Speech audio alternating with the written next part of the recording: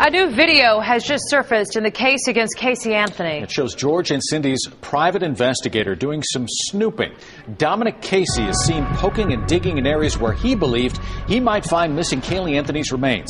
Casey is on tape visiting both the wooded area near the crime scene and an abandoned house. Jim Hoover claims he shot the video after a psychic told Dominic Casey where to search. It is a story that WESH 2's Bob Keeling first broke last night at 11. We've learned the man who found Caylee Anthony's remains was in the neighborhood just weeks before making that gruesome discovery. WESH 2's Danielle Bellini tells us Roy Kronk is about to speak out in his first nationally televised interview.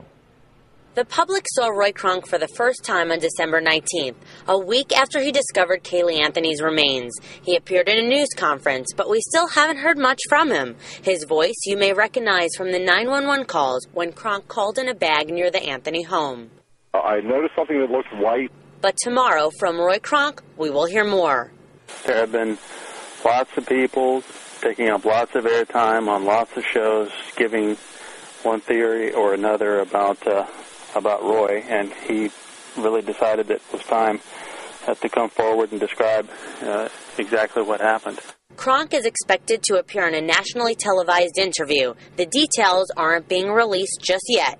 He read the meters in that area in November, but all he did that day was just work and read meters. He did not go to the particular area where the body was found.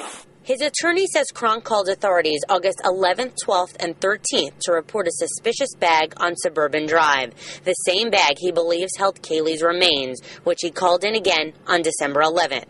Now, for the first time, we're hearing Kronk was in the same area in November, but only to read the meters and nothing more. So is Kronk being paid for the interview? His attorney won't say. Authorities call Kronk nothing more than a good Samaritan. They've never asked him to take a polygraph test, and his attorney says he's answered questions from law enforcement in recent weeks. At the Orange County Courthouse, Danielle Bellini, WESH 2 News.